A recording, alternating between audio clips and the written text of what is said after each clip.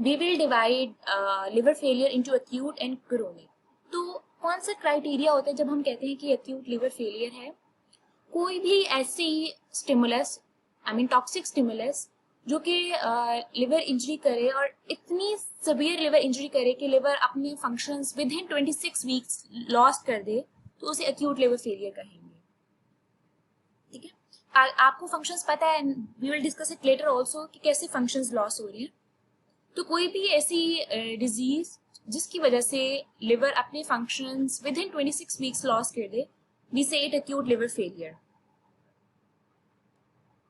Acute liver failure होता है किस तरह से है? या तो ड्रग्स जैसे acetaminophen, which is your Panadol, and most of you people think it is a joke.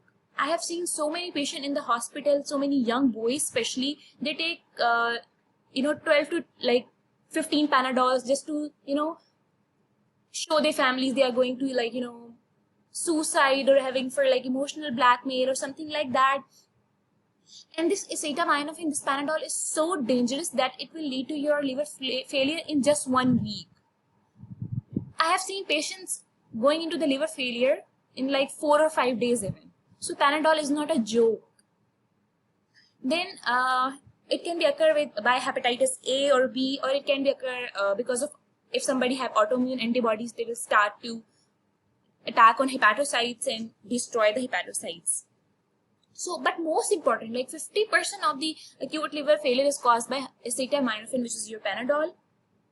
Then what is the morphology? So first of all, this we will talk about gross. So whenever you have to write morphology, you will write first gross and then microscopy. In morphology, liver first enlarged. So why it's enlarged? Because there is an inflammation and there is an edema.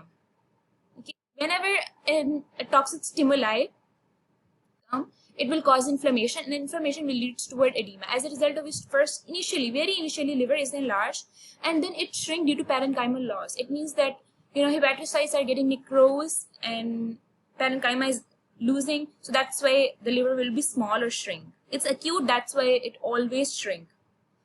Then we have massive hepatic necrosis, क्योंकि stimulus इतना strong है कि उसने फौरन से आके necrosis करा दी है, ठीक है, and it will be massive, like the whole liver can go into the necrosis.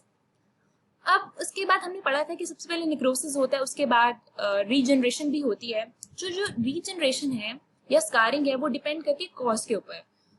अगर तो एसिटामाइनोफेन की वजह से लिवर जो है वो फेलियर में जा रहा है, तो लिवर फेलियर इतना अक्यूट होता है, it's like almost like within a week, तो रीजनरेशन का टाइम ही नहीं मिलता लिवर को. लेकिन अगर हेपेटाइटिस ए बी है तो लिवर को थोड़ा टाइम मिल जाता है, because they cause liver failure in like months.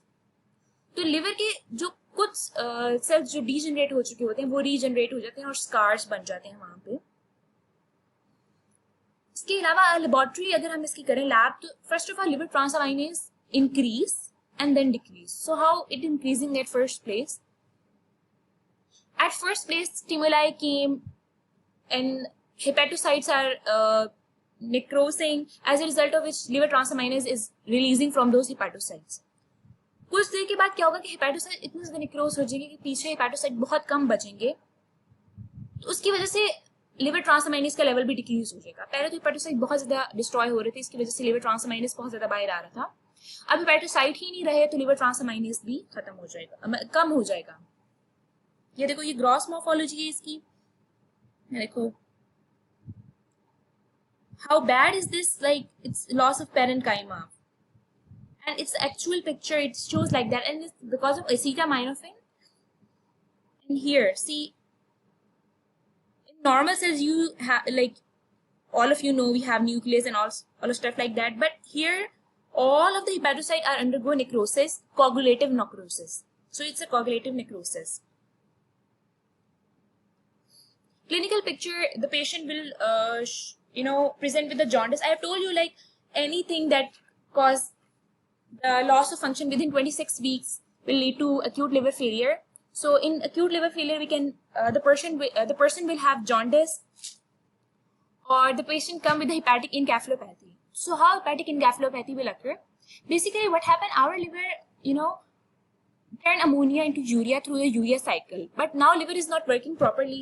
तो अमोनिया जो है वो यूरिया में कन्वर्ट नहीं होगा. This ammonia will start to go into the brain, और ब्रेन में जाके ये जो है वो कंफ्यूजन, कॉमा, और इट विल कॉज रिजिडिटी और हाइपरफ्लेक्शन, और इसके अलावा नॉन रिदमिक मूवमेंट्स जो हैं वो एक्सट्रीमिटीज और हैंड्स की स्टार्ट हो जाएंगी, ठीक है, hepatic encephalopathy because of increase ammonia.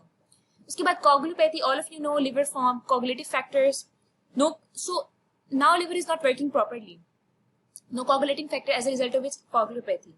एक और फंक्शन लिवर का होता है कि जो एक्टिव फैक्टर्स होते हैं, whenever they have done their work, active clotting factors होते हैं, वो उनको रिमूव कर देता है, क्योंकि अगर वो क्लॉटिंग फैक्टर्स हमारी बॉडी में रहें तो they can cause coagulation in such a manner that it can lead to disseminated coagulation. पूरे बॉडी में जो है वो कोगुलेशन हो जाएगी, प्लेटलेट्स यूज अप हो जाएंगे, एंड हमारे पास कोई प्लेटलेट्स नहीं बचे तो ब्लीडिंग होना शुरू हो जाएगी, ठीक है। फिर पोर्टल हाइपरटेंशन, पोर्टल हाइपरटेंशन किस तरह से होगी कि आपका जो लिवर है उसका इंफ्रास्ट्रक्चर जो है वो बिल्कुल खराब हो चुका है, as a result of which जो पोर्टल वेन उसमें ड्रेन हो रही थी अब वो ऑब्स्ट्रक्ट हो जाएगी, ठीक है, ऑब्स्ट्रक्ट हो जाएगी, ड्रेन नहीं हो पाएगी, तो बैक कूलिंग ऑफ ब्लड हो जाएगी और उसकी वजह से हाइपरटेंशन क्रिएट हो जाएगी। अब हाइपरटेंशन की वजह से इसोफेगल वेरिसेस हो सकते हैं, हेमोरॉइड्स हो सकते हैं, कैपिट मेडुसी हो सकती है, एसाइटिस हो सकती है, क्योंकि पोर्टल हाइपरटेंशन में जब इतना ज्यादा हाइपरटेंशन हो जाएगी क्योंकि फ्लूइड जो है वो बाहर जाना शुरू हो जाएगा, इसकी वजह से एसाइटिस हो जाएगी, यानी accommodation of fluid in the abdomen. फिर हेपेटोरेनल सिंड्रोम, तो क्या होता है कि जब जो है आपका लिवर डिस्ट्रॉय होता है उसके साथ साथ रीनल जो आपका रीनल फेलियर भी हो जाता है। अब ये क्या ऐसे होता है, तो उसकी परफेक्ट कोई थ्योरी नहीं है, एक हाइपोथेसिस है, उसमें वो ये कहते हैं कि जब आपका लिवर डैमेज हो रहा होता है तो उसके सेल्स जो है वो नाइट्रिक ऑक्साइड रिलीज करते हैं। नाइट्रिक ऑक्साइड जो होता है वो ब्लड वेसल्स की डायलेशन करा देता है। अब ब्लड वेसल्स की डायलेशन हो गई तो ब्लड फ्लो जो है टुवर्ड्स किडनीज वो डिक्रीज हो जाएगा, it means the pressure will decrease.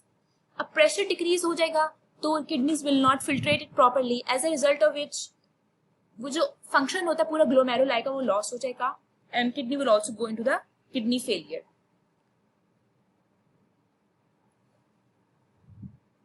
Now chronic liver failure and cirrhosis. So I told you कि सिरोसिस हमेशा जो है वो क्रोनिक लिवर फेलियर में होता है, यानी क्रोनिक स्टेट के अंदर होता है। तो अगर आपके पास कोई भी ऐसी डिजीज है जो कि बहुत टाइम ले रही है लिवर फेलियर कराने के लिए, so it will lead to chronic liver failure. और उसके अंदर जो डिजीज है वो स्पेशली हेपेटाइटिस सी, बी, इसके अलावा alcoholic fatty liver disease, non alcoholic fatty liver disease, ये क्रोनिक लिवर फेलियर कराती है, ठीक है।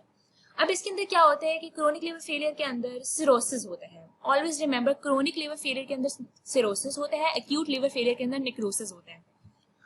अब इसमें क्या होगा कि डक्ट्यूलर रिएक्शन होगा। I have already told you what is ductular reaction, it's a formation of hepatocytes from the stem cells, और जो हेपेटोसाइट्स बनी है उसके साइड पे फाइब्रस बैंड्स बन जाएंगे, तो ये डक्ट्यूलर रिएक्शन और फाइब्रस बैंड्स मिलकर जो है वो नोड्यूल्स बना देंगे पूरे लिवर में, ठीक है।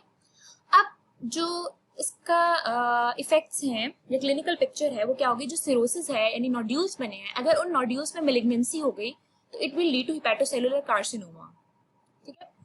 अब क्रोनिक लिवर फेलियर में भी वही सब चीजें होंगी जो एक्यूट में हो रही हैं, encephalopathy, coagulopathy, all kind of दो स्टफ, बट ये जो चीजें ये एक्स्ट्रा भी होंगी। इसके अंदर जो जॉन्डिस होगा वो क्रोनिक लिवर फेलियर का जो जॉन्डिस होता है it always present with the pruritus, it means itching, बहुत सीवियर इचिंग हो रही होती है जो कि भी क्रोनिक लिवर फेलियर के पेशेंट्स होते हैं उनको। फिर उसके बाद हमारे पास हाइपर एस्ट्रोजेनिज्म होगा, क्योंकि basically liver is the place where estrogen जो होता है वो मेटाबोलाइज होता है। अब लिवर जो है वो तो डिस्ट्रॉय हो गया, इसकी वजह से जो एस्ट्रोजन है वो मेटाबोलाइज नहीं होगा, इसकी वजह से पार्मल एरिथीमा हो जाएगा, और उसके अलावा जो गायनेकोमेस्टिया जो है वो मेल्स में होना शुरू हो जाएगा, increase because of increase estrogen, और स्पाइडर एंजियोमास फॉर्म हो जाएंगे, और हाइपोगोनेडिज्म फीमेल्स में हो जाएगा। तो ये हाइपोगोनेडिज्म फीमेल्स में इस तरह से होगा कि all of you know from hypothalamus secretory hormones came into pituitary, and from pituitary they release and they are important in function of our gonads. अब क्योंकि जो लिवर है वो डैमेज हो गया, इससे result of which nutrient deficiency और either because of hormonal imbalance, क्योंकि कुछ हार्मोन्स का लेवल बहुत ज्यादा हो जाएगा बिकॉज ऑफ मेटाबॉलिज्म नहीं हो पा रही उनकी लिवर के अंदर, इसकी वजह से जो फीमेल्स के अंदर है वो हाइपोगोनेडिज्म हो जाएगी। and this is all for acute and chronic liver failure. अब आपके पास कोई भी डिजीज आती है, if it says if it's hepatitis A or B, so we know कि it always going to the acute liver failure, almost always. तो हम आपने फौरन से उसी की क्लिनिकल पिक्चर जो है वो माइंड में ले आनी है. If it's hepatitis C and it patient is going into the chronic state, तो आपने जो chronic state की chronic liver failure की पिक्चर है, clinical picture, it should come into your mind. So this is the basis. If you grab these concepts really good, it will be really easy for you to understand the remaining of chapter.